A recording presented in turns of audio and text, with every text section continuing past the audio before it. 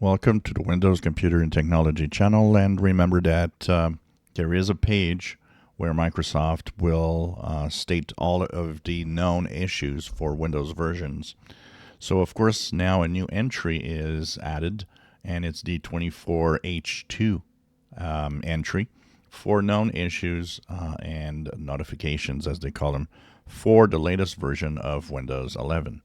So of course this page is good for 22H2, 23H2, 24H2 on Windows 11. It's also good for Windows 10 if you want to know what are the known issues in Windows 10 if there's something that's wrong.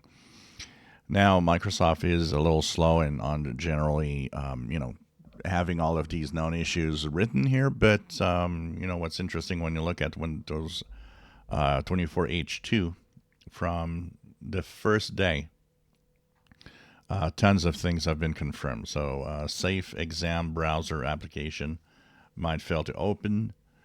Some devices using the easy anti-cheat stop responding and get blue screens. Fingerprint sensors might experience problems after a device is locked. Wallpaper customization applications might not work as expected. Compatibility issues with Intel Smart Sound technology drivers. And Asphalt 8 game might periodically stop responding. So this is the list of known issues that they've put on October 1st. So I suggest that you keep a link to this page. I'll actually share this page in the description below the link. Just click on it, as it is sometimes interesting to go and check it out if something isn't right. See if it's an issue, maybe that is a known issue. And as we go through, you'll see that the confirmed will be change into investigating, for example, or then mitigated or fixed, or depending on what the problems are.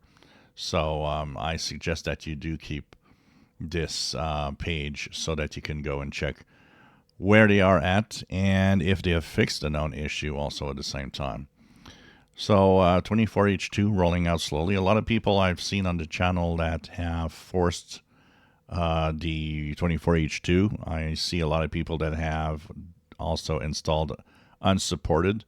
I think the best way to install it is really with the command line, the command prompt, where you can just go to the setup.exe / product server. This is one of the easiest ways to simply move on to Windows 11 24H2 on a unsupported machine, and it works good. For those asking for the SSE4 and so on, the really old processors, there's no bypass for that. These old processors are very old, and there's a time when you got to move on, for sure. If you enjoy my videos, please subscribe, give us a thumbs up. Thank you for watching.